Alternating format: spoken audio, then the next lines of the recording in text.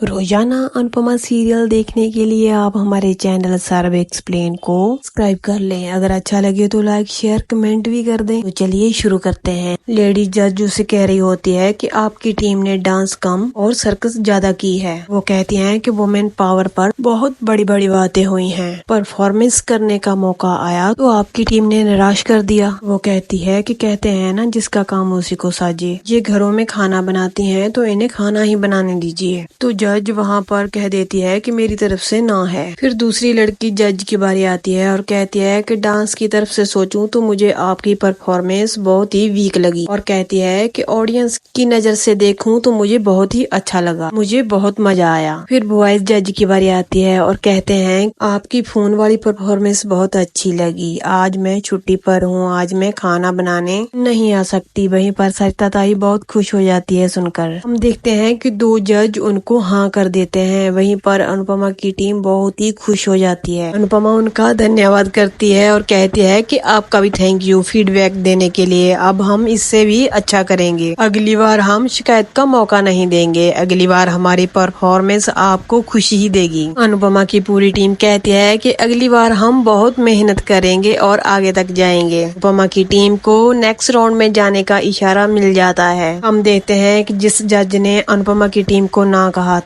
वो भी उसे बधाई देती हैं और कहती हैं कि ये कंपटीशन बहुत ही बड़ा है। आगे चलकर देश के बहुत ही बड़े बड़े कंपटीशन में लोग आएंगे। और कहती हैं कि डांस के साथ साथ स्टेमिना और एनर्जी भी बहुत जरूरी है। वो जज अनुपमा से सवाल करती हैं, कहती हैं कि आपको क्या लगता है आपकी टीम आगे तक सरवाइव कर पाएगी। अनुपमा कहती है कि मैडम हमें पता नहीं होता था कि अगले साल हमारे घर वाले हमें स्कूल भेजेंगे या नहीं। उस वक्त सिर्फ हमारे पास आज होता था। उस आज में हम इतनी मेहनत करते थे, अपनी पूरी जान लगा देते थे ताकि किस्मत को भी कोई बहाना न मिले हमें मना करने का। और ये हुनर आज भी हम सब में है। हर छोटी छोटी चीज के लिए लड़ना पड़ा है आज तक। अनुपमा कहती है कि ये लोग अपने पतियों और बच्चों के सपने पूरे करने में पूरी जिंदगी लगा देती हैं। तो सोचिए ये अपने सपने पूरे करने के लिए कितनी मेहनत करेंगी। ये लोग चूल्हा चौका, सास ससुर, पति, बच्चे को संभाल कर जहाँ तक पहुँचे हैं आगे तक भी कर ही लेंगी। ये लोग सबको बताना चाहते हैं कि आम गृहिणियां भी बहुत कुछ कर सकती हैं। और अनुपमा कहती है कि हमारी उम्र हमारी कमजोरी नहीं बल्कि हमारा तजुर्बा है। एक जज अनुपमा से कहती है अगर आप बुरा ना माने तो मैं आपसे एक बात पूछूं। तो अनुपमा कहती है कि हाँ हाँ पूछिए ना। जज कहती है कि मालती देवी का गुरुकुल आप ही चला रही थी ना। तभी अनुपमा मालती देवी के बारे में सोचने लग जाती है। वो लड़का जज कहता है कि क्या वो मालती देवी आपने उनके साथ काम किया है। वो लड़का कहता है कि शायद आप अपने बारे में कुछ बताना नहीं चाहती हैं। कोई बात नहीं, मगर आपने बहुत ही अच्छा काम किया है। वो अनुपमा को बेस्ट ऑफ लक कहते हैं और कहते हैं कि आपको नेक्स्ट राउंड में और भी बहुत अच्छा करना है। आगे हम बा और प्रार्थना को देखते हैं। प्रार्थना अपने बच्चे को लेकर बहुत परेशान होती है। बा उसे कहती है कि तेरे बच्चे को कुछ नहीं हुआ, वो एकदम स्वस्थ और ठीक है। प्रार्थना कहती है कहीं मुझसे तो कोई गलती नहीं हुई, मेरे बच्चे को कुछ हो तो नहीं जाएगा। बा कहती है कि कोई भी माँ ऐसी गलती नहीं करती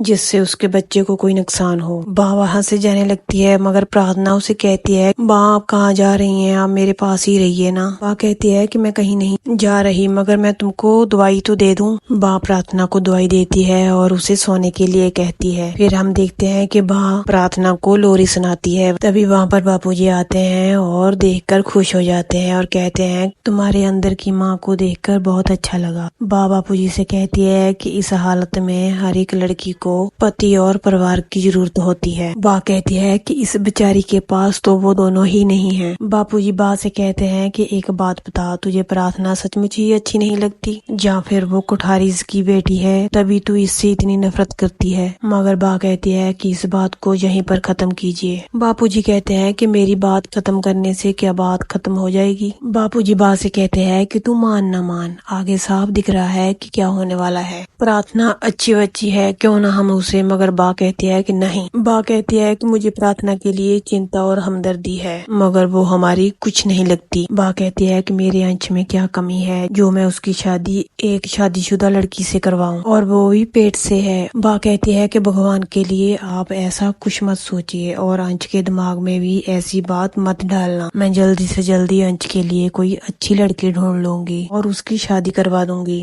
आगे हम देखते हैं है कि मोहल्ले वाले अनुपमा की टीम का स्वागत करते हैं और वो खूब नाच गाना करते हैं। वहीं पर अनुपमा कहती है कि शांति, ये तो पहला राउंड था, अब सब लोग अपने अपने घर जाओ और अपनी अपनी जिम्मेवारियां संभालो। अनुपमा कहती है कि आराम भी बहुत जरूरी है, सब लोग अपने अपने घर जाकर आराम करो क्योंकि थक कर हम कोई भी काम नहीं कर सकते। सब लोग अपने अपने घर चले जाते हैं मगर जसप्रीत अनुपमा की ओर बहुत गौर से देख रही होती है। जब वो घर जाती है और भारती से कहती है कि आज मेरा बहुत दिमाग घुमा हुआ है, आज तू भारती बीच में मत आना। मगर भारती कहती है कि तू आज रहने दे। अनुपमा चाय बनाकर लेकर आती है मगर जसप्रीत कहती है कि जस को तुमने 1 मिनट में सब कुछ बता दिया, मगर तू हमारे साथ कितने महीनों से रह रही है मगर तूने हमें कुछ नहीं बताया। जसप्रीत कहती है कि इंटरनेट पर सर्च किया तो हमें पता चला कि मालती देवी ने तुम्हें उत्तराधिकारी घोषित किया हुआ था। वहीं पर अनुपमा कहती है कि बीते हुए कल को बीते हुए कल में ही रहने दो। अनुपमा कहती है कि वो मेरा बीता हुआ कल था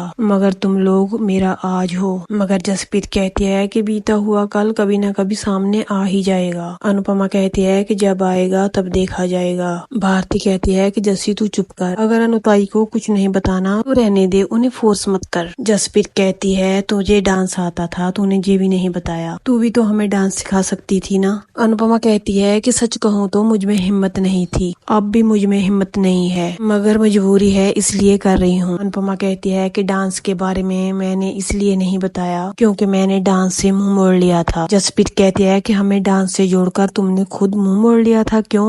भारती कहती है कि आज इतना अच्छा दिन है, उसे अच्छा ही रहने देना। जसप्रीत कहती है कि पहले जो होना था हो गया, अब हम कंपटीशन को लाइटली नहीं ले सकते। अनुपमा कहती है कि हाँ, हम जीत की खुशी में ये नहीं भूल सकते कि आगे का रास्ता और भी टफ होगा, हमें तैयारी पूरी रखनी होगी। जसप्रीत भारती से बातें करने लग जाती है। तभी वहाँ पर अनुपमा को प्रेम की कॉल आती है। प्रेम पूछता है कि आज का कंपटीशन कैसे रहा। अनुपमा बहुत खुश होती है, बताती है कि हम नेक्स्ट राउंड में पहुँच गए हैं, अब पता नहीं आगे किस टीम के साथ हमारा मुकाबला होगा। अनुपमा कहती है कि प्रेम तुम भगवान से प्रे करना कि हम ये कंपटीशन जीत जाएं, हमें बहुत जरूरत है। प्रेम कहता है कि हाँ, मैं भगवान से प्रे करूंगा, सब अच्छा ही होगा। आगे हम देखते हैं कि सभी महिलाएं आपस में बातें कर रही होती हैं। तभी एक बंदा कहता है कि अरे हमारे मोहल्ले में प्रेस वाले आए हैं। सरिता ताई कहती है कि हम तो प्रेस घर में करते हैं। अनुपमा सरिता ताई को समझाती है वो रिपोर्टर होते हैं। सरिता ताई कहती है कि वो हमारे मोहल्ले में क्या करने आए हैं। बंदा कहता है कि आपकी इंटरव्यू लेने आए हैं। तभी वो रिपोर्टर वहाँ पर पहुँच जाते हैं और सभी महिलाओं से पूछते हैं कि आपको कैसा लग रहा है। जसप्रीत बात करती है और कहती है कि हमें बहुत ही अच्छा लग रहा है। जसप्रीत कहती है कि हमारा सपना पूरा हुआ है और वो कहती है कि हम थैंक्स करते हैं अपने गुरु का। मगर अनुपमा अपना मुंह छुपाकर पीछे को खड़ी होती है। रिपोर्टर कहते हैं कि कहाँ हैं आपके गुरु। मगर अनुपमा रिपोर्टर से बात नहीं करना चाहती, वो पीछे को घूम जाती है। तभी महिलाएं अनुपमा को घेरा डाल लेती हैं। भारती कहती है कि देखिए वो बात नहीं करना चाहती। रिपोर्टर कहते हैं कि मगर वो बात क्यों नहीं करना चाहती। भारती कहती है कि हर किसी की प्राइवेसी होती है, अगर आप उनसे बात करना चाहते हैं तो अपना कैमरा बंद कर लीजिए, फिर आप उनसे बात कर लीजिए। रिपोर्टर कैमरा बंद कर देते हैं और अनुपमा से कहते हैं कि आपको कैसे लगा कि ये चौल की औरतें इतने बड़े कंपटीशन में भाग ले सकती हैं। अनुपमा कहती है कि कला की कोई उम्र नहीं होती, जब हम मन में ठान लेते हैं कि हमें करना है तो हम करके ही रहते हैं। लोगों ने भी ऐसा ही किया है, इन लोगों ने बहुत ही मेहनत की है। रिपोर्टर कहता है कि अब तो आप लोग स्टार हैं, अब भी आप इतना काम क्यों कर रही हैं। सरिता ताई कहती है कि काम ना करें तो और क्या करें, काम तो करना ही पड़ता है। कहती हैं कि पहला राउंड हम जीते हैं, करोड़ों की लॉटरी नहीं जीते। रिपोर्टर कहते हैं कि आपकी जिंदगी में बहुत बड़ा बदलाव आया है, इससे आपको कुछ फायदा मिला है। सभी महिलाएं कहती हैं कि हाँ, हमारी घर में इज्जत बढ़ गई है। सभी महिलाएं बहुत खुश होती हैं। जसप्रीत कहती है कि मैं हमेशा भारती को टोकती थी और कहती थी तू किसे उठाकर ले आई है, मगर अब मैं हमेशा तुम्हारा थैंक यू करूंगी। तो दोस्तों, यहीं पर इस खूबसूरत एपिसोड का एंड हो जाता है। आगे हम देखेंगे कि अनुपमा की जिंदगी में और क्या नया होने वाला है, जिससे उसकी जिंदगी में और कठिनाइयां आएंगी। तो कल मिलते हैं एक और नए एपिसोड के साथ। अलविदा।